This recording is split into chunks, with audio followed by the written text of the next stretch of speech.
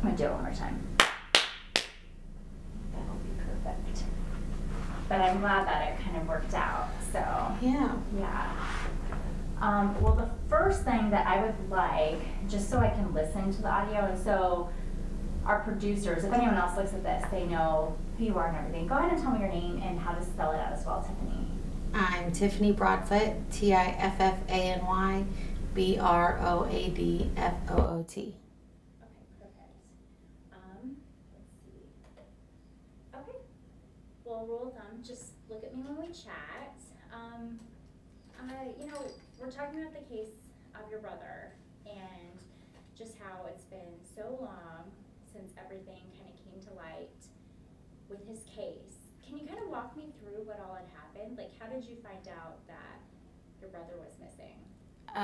So I got a call one morning from the Butler County Sheriff's Office, and they said, "Are you sitting down?" And I said, "No, do I need to be?" And he said, "Well, yeah, we think that you probably should." And I said, "Okay." So, and I at that time wasn't thinking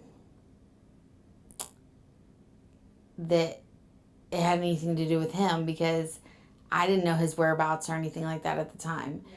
And so I didn't think anything of that. I was thinking it was something more close to home. Not saying he's not close to home, but you know what I mean? Yeah. Just currently in your life. Right. And I had asked him, I said, "So what is this about?" And he said, "Well, it's about your little brother." And I was dumbfounded because I didn't realize that my little brother that I currently have had been in any kind of trouble or anything like that. Yeah. And he says, "Well, your little brother, Adam Herrman." And I said, "What about him?" And he said, "Well, he was reported missing." And then we went into some other conversations about it. And I said, "Well, what does that mean? What does that even mean? What do you mean he's missing?" And he just kind of was like, "This is a long, drawn out story, and I need to sit down and talk to you about it." And I said, "Okay, so when and where would you like to meet?" And when he came over to the house with the detective and himself, I don't remember. I know it was Detective Jay Sharp, and I think there was somebody from like Child Protective Services that came in also. And they sat on the couch and talked to me for a little while, and I just cried and cried and cried and cried. And they're just like the perfect older men figures. They just sat there and let me cry like dads would. And then we discussed collecting DNA from myself and my dad, and they wanted to know how to get a hold of my family members and things like that in my biological family. Yeah. And it just started the ball rolling after that. What was it like in that moment to have him there, sit you down, and actually tell you that your brother's missing? I felt really betrayed because I had talked to his mom on several occasions, his adopted mom. And she had assured me that he was doing good, that all three of the kids were doing great in school, and that they were getting their driver's licenses, and they had lots of friends, and this, that, and the other. And she had never once said, "Oh, we had some issues," or nothing. She just lied the whole entire time. And so it was a really major shock to me to find out that that wasn't the case. And I just felt incredibly betrayed. Like, why would you lie about that? Why? I mean, obviously, because he's missing and we don't know the outcome of the situation. Yeah. Speculations, of course, but you don't know the outcome of the situation completely. So that's a really good reason to lie, but that's not a really good reason to lie. You know what I mean? I don't know. And there is so much speculation. Oh my gosh. I mean, it's crazy to hear about everything. But when you talk to the Hermans, I mean, you said you talk to them occasionally. Like, how long? I mean, because initially, were you told like initially not to talk to them or something like that? Like they wanted to kind of wait for that sort of thing. I'm not sure. I mean, I was just kind of looking back at like the old stories. I have no idea what's what. So I was removed from the home at a very young age. I was removed when I was 6 from their home. Okay. Where I was living with the 3 of my other biological siblings and my brother Tim. So there was 5 of us biologicals all together. Okay. And then Tim and I had never been separated through all of our foster homes. All right. And so we got moved to another foster family where we later got adopted at. And there was a few meetings together with the kids, just trying to keep everybody together. And that didn't work out so well. At one point I was told to not call again, that they're doing fine and they didn't need me in their life, that they didn't even know that they were adopted. And so just go away and don't continue to call. And then I didn't speak to them again for X amount of years until I found out he was gone. Yeah. Did you talk to them after that? I have not spoken to any of them since then. Got it. Not for lack of trying. Well, I know. And I feel like everyone wants to, or they have, or, you know, it's just, I don't know. I mean, I feel like everybody someone knows what happened to them. Yeah. No question about that. But I think people feel either the ones who don't know or who may but not sure, everyone feels guilty or whatever. I mean, there's just a lot of I don't know. I personally feel like just everyone kind of failed him, you know? I feel like the system failed my whole family, in all honesty. Yeah. I feel like I understand that it's an undertaking to take on that many kids all at the same time, especially when you already have kids of your own. But I feel like there could have been more done to keep us in the home with everybody else. I feel like, I don't know. There's times over and over and over again, I think, what would it have been like had we all been together? What would it have been like had the state enforced keeping contact between siblings and things like that? But they don't. Once you're adopted out, you're adopted out, and there's no record of communication or no have to have communication between anybody. Nobody checks up on anybody or anything like that unless, like in my case, you're a therapeutic child that has to go to therapy and things like that. Then the state steps in and says, hey, we want to make sure that they've got the medical card and that you've got money to take them to their therapy appointments and things like that. But they don't enforce biological visits, and I feel like they should, because there's a lot of families that are torn apart because the state decides that there's no need to keep biologicals together. And that might have changed the outcome of this. Do you think so? To have that regular relationship or whatever of seeing him and seeing each other?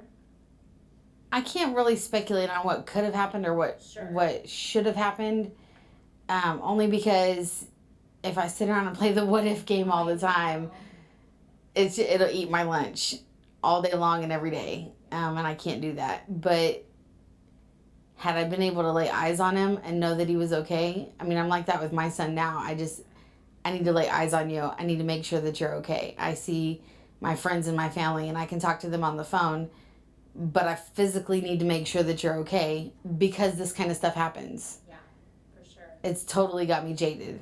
Like, I used to be a really trusting individual, and now I'm very sketchy and don't trust people the way that I used to. I have to physically be able to see the situation at hand unfold, or I just don't trust that it's real. I get it. And I think everyone would if they were in your shoes. Yeah. For sure. Okay, so in regard to you and the siblings, how many of you, I guess, are there? Because I haven't had ever a clear picture of how many. Biologically. Okay. And I don't know how many of them want to be known or anything like that, so you might not say their names, put them out there, but I have my oldest sister, she's got her own dad, and my oldest brother, he's got his own dad, and then me and Irvin, or Adam, whatever you prefer to call him. I refer to him as both, and that's what I did with, like, your dad. Like, I called him Irvin because that is his name. Yeah. You know, so. So we've got the same, and then Daniel and Joanna have the same dad, and then there's 4 more underneath that, so there's 10 of us all together. So 10. Yeah, on my mom's side, just on my biological mom's side. Got it. And so then 10 with the same biological mom. Yeah, and then me and Irvin share the same dad with another girl. Her name is Hannah, and she's my favorite sister in the whole wide world. I have to say, she's my favorite. But she, so it's the three of us on my dad's side. Got it. Okay. And I don't know about the other dads if they ever had more or anything like that. How old are you compared to Irvin? A year and 3 months, maybe. Okay, a year so and not very. I mean, so pretty Yeah. close in Yeah. age. So when you all were separated or whatever, I guess when you were taken into the state's care, into the foster system, you would probably have been, what, 2 or 3 then? Or something like that? I don't know that I wasn't more than 18 months. Okay. I was trying to figure out how old he was, and I'd have to go through my notes with Dad on that. Yeah. It's so murky, and it's so hard to get the information from. Like, Yeah. So I've been in contact with DCF to kind of get, and granted, they probably can't share a whole lot anyway, because the problem. I have my whole adoption record from the court. That's amazing. So if you ever want to see that I might have to, or anything like yeah, that, you're message you about it or more than welcome to. Yeah. Because It's so hard to get some information. especially like closed records, and you have to have credentials and HIPAA violations and all that Right. stuff. People just don't want to talk anymore, Like when especially I when it could be contacted- incriminating. Well, that and like exactly, like, because I told you, like, I got in contact with the city of Derby, because that's kind of where I feel like your brother, when after he was adopted and into the Herrman family and the alleged abuse and all that, Mhm. a lot of that started when they lived in Derby. Right. And so I had contacted the city of Derby, and I'm like, hey, and actually Sheriff Herzog kind of tipped me off to all these different things to look into. So I asked about all these different allegations. And I was like, I want stuff on this day, this day, this day. I know you guys have police reports. And they gave me the reports, but I had to pay like a couple $100 to get them.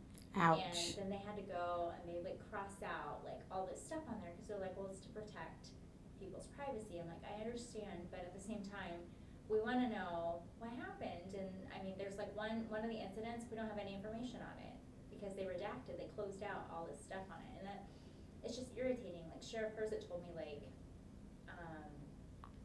one of the cases, like they never took pictures of, like he had like some scars or something on him, like marks or whatever, from supposed abuse. And they never took pictures of it. And I'm like, who doesn't take pictures of stuff like this? And he's like, yeah, the officer never took the camera and he didn't want to turn around or something to go get it. And I'm like, that's so stupid. Like, oh That my could gosh. jeopardize your job. Yeah.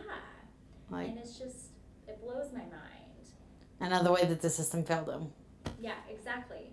I mean, so many layers. I mean, you all from an early age, and then in that case, and then just everywhere. I mean, like there's just a paper trail, all these different places that could have, Yeah.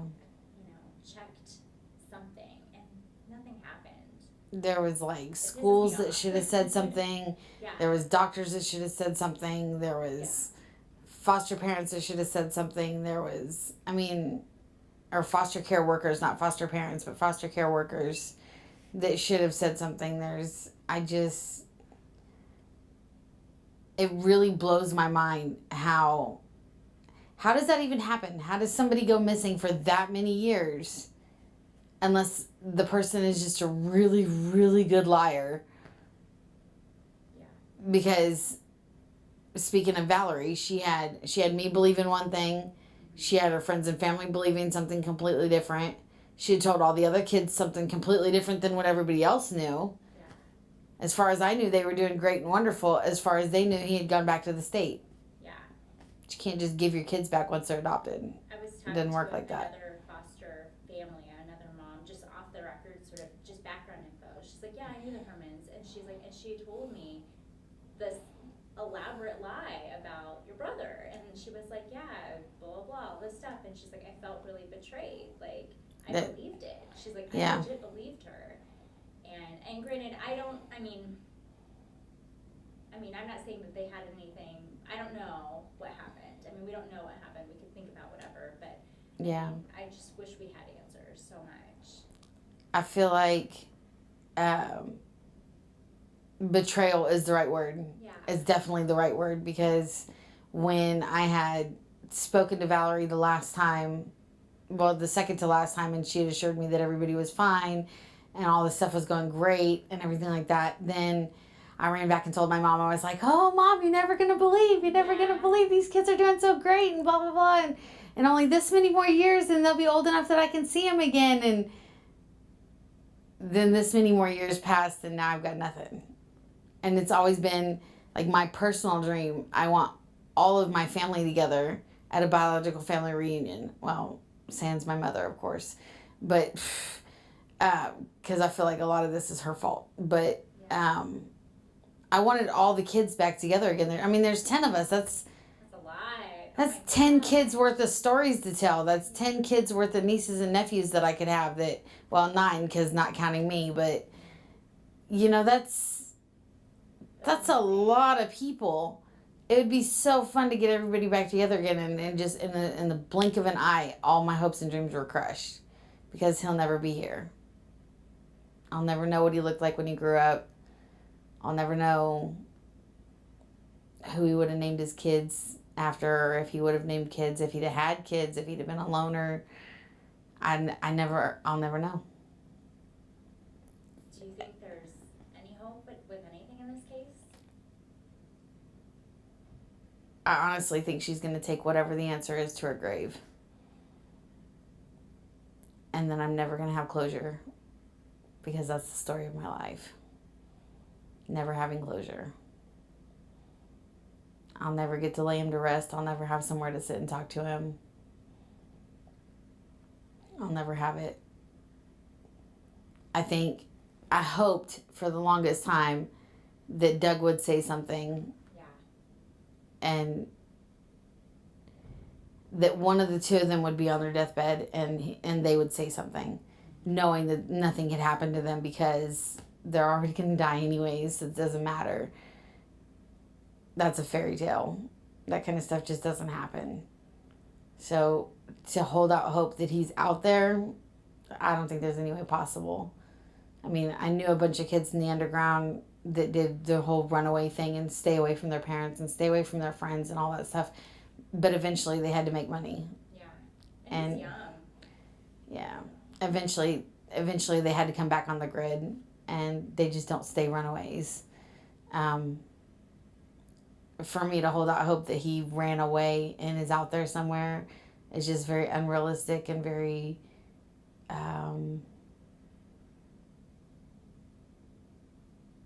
I don't know. I almost feel like it's childish to believe in something like that. Sure. Just a fairy tale that's never going to come true. I think I know what happened. I've speculated. I'd rather not do it on the camera, but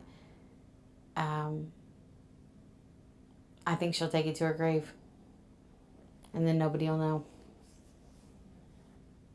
I was hoping that, when Doug, at least something when he passed, maybe something would surface. I asked Sheriff Herzig what his thoughts were, like if he thinks something would come to light. And he definitely thinks that, someone in the family knows more, and even more than just Valerie and Doug, someone else, he's just like, and he's like, they may not even realize they know.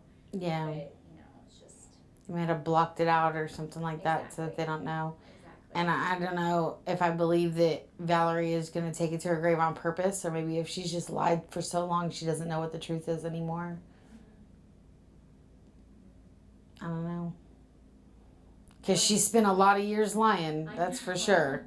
I mean, she spent a lot of years lying. That, I mean, just all that money, and I'm just like, wow, I'm like, it's crazy. I went to a journalism conference and told some people kind of briefly about the story, and they're just like, what? And I'm like, exactly. I'm like, yeah. How in the world did this come about? It blows my mind. And there's a lot of, what I'm planning to do, so I'm planning to break it down into a few stories I'm hoping to convince my boss. And I plan to do this online is my hope, if they don't let me do it on TV. Mm-hmm. We're going to have a story or two that airs on TV for sure. But I want to do like a half-hour TV special where we talk about your brother's case, kind of break it down, what happened, where things are now, talk about, the failures with police, with the foster care system, and then kind of where things are now. Because, after his case surfaced, there were a lot of promises. I mean, there were a lot of, I think just everybody, they get motivated when something big happens. They're like, we need to make change, and there were lawmakers who were like, we need to change something with the adoption process. And I can't even remember what was proposed, but there were lawmakers like here in Wichita that were like, we want to do something so we can go and have like accountability after someone's adopted, and if accusations happen, what we can do. And I don't think anything, because I was looking through all these different laws and blah blah blah, and I couldn't find a thing. And I'm still revisiting all this stuff just to be thorough on it. But I'm like, gosh, wouldn't it still be? It's just, oh my gosh, there's just so many layers to this. It's. I feel like even now the foster care system fails kids. Oh, every day we get calls. Even now. We get calls so much. And it's sad because I can't help people. Yeah. Like I had a dad who also.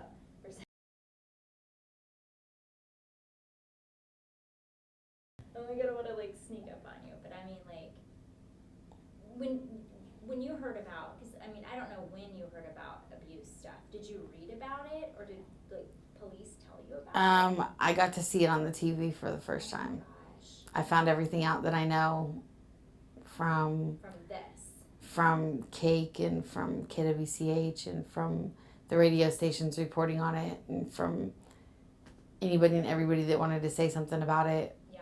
And I didn't get to hear it from the horse's mouth. Yeah. And that really,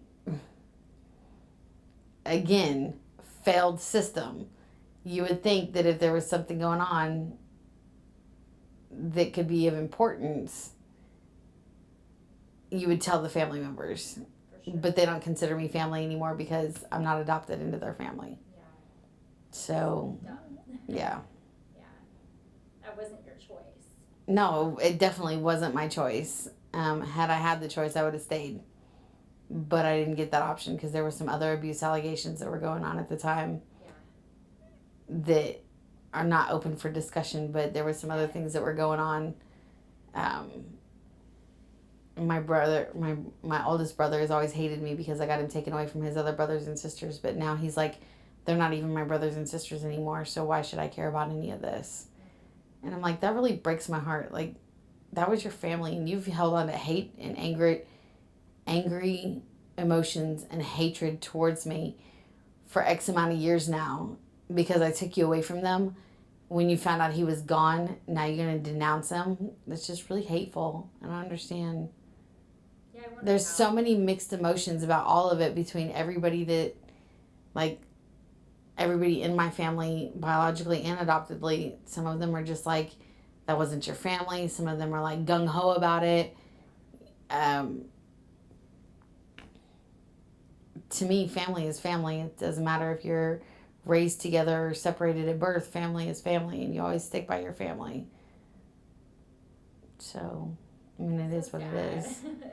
It's so sad. I wondered, and I figured with everyone that's been touched by this story, family-wise, I'm sure it's torn people apart or created some sort of friction or just so much, I don't know. I tried to reach out to people, who were there, or like Crystal, who initially reported all this Right. and everything, and I've written letters to her and to Valerie and sent them notes online, but I try not to do it. I've only done it a couple times, Try not to do like harassment style. Exactly, because I'm like, that's not my place, and especially for like Crystal or something, I'm just like when she kind of figured out stuff or when it came to light, I'm sure it's really intense for It's her. pretty devastating, and then to watch her parents go to prison over it. And Yeah, just so much, Yeah.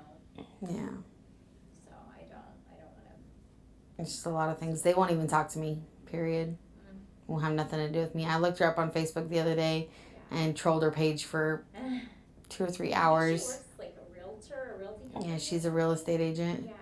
But So. I trolled her page and looked at all of the stuff that she had available to be viewed. Yeah. Just so I could feel some kind of closeness. Because I feel nothing. I feel hollow and I feel empty. And I feel like there's an atom-shaped hole in my heart that's never going to be filled. And that really sucks. And I'm going to start crying. I just wanted my whole family back together again, and it's never going to happen because people don't know how to be honest, and people don't know how to be nice, and people don't know how to pay attention to those kind of things. So, yeah.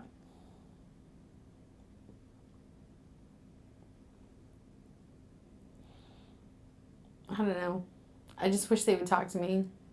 I mean, it's not like I'm trying to dredge up the past or anything like that. I would just like to have some kind of a relationship. Yeah. I struggle with abandonment issues and not knowing who I am. And I know that Crystal and all of them are not biologically my family, but they were my family for a while. Yeah. And I'd like to have that. I'd like to know who I am and where I come from, and not just from my dad in Indiana, not just from my adopted family here, but I'd like to have all the pieces together. Yeah. So one of these days I want to write a book about it. Yeah. And I don't want there to be chapters missing. It is what it is, I guess. It'd be amazing to have at least an answer, though. Yeah. So amazing. So then you all can just, I don't want to say put it behind you, but at least just know, not Yeah. feel like it's lost. It would be nice to have a resting place more than anything. I don't even really want to know. I mean, I do. I don't really want to know what happened. I just want to know where he is. Because I want to bring him back and give him the proper burial that he deserves. Assuming that he's not still out there somewhere because, speculation and all that nonsense. Never know, I guess. Whatever. But I would like to have somewhere that I could sit down and talk to him. And people are like, well, you can talk to him anywhere. If he's on the other side, he'll hear you. And I'm like, it's not the same. Yeah. It's just not the same as having that final resting place. When talking to your dad, he said that he would like to have it in Indiana because he's like, things had turned out the way I initially wanted it to. Like, Yeah. to take my kids to Indiana. Because he was walking me through the process. He's like, I tried. But he's like, but the system just didn't want to give it to me. He didn't want to Yeah. my kids to come here because I didn't have a whole lot of money. I didn't have a nice big, house. It just Right. wasn't what we needed. And at that time, there was 4 kids, and 2 of them weren't his. And so the state was really reluctant to give him any of us Yeah. because he was fighting for all 4, not just for the 2 of his. Right. And they were like, why are you fighting for kids that aren't even yours? Yeah. Why wouldn't you fight to give children a home? Right. Why wouldn't you? That kind of blows my mind too, because I'm just like, he seems like, nice guy and everything. I've looked through his records or whatever where I went out to Indiana, and I'm like, it checks out okay. And granted, he was young then, I get it, and Yeah. maybe he didn't have a super stable career or something, whatever. I don't know what requirements they really had for them then. And I even asked the state, what do you require? What did you require then? Because I'm like, I don't think that he really had any. And maybe there was something out there. I don't know. But I'm just like, they didn't really have an answer to all that. Because again, they were just like, well, and I'm like, I get it. That's kind of a tough thing for them to reflect on so long ago when you have people who weren't Right. working for SRS then or whatever, or social services then. But Yeah, it was SRS back then. yeah. So. Yeah. I don't know. I would be really interested to get you all of my court papers. That would be amazing. Because it lists on there like who was working at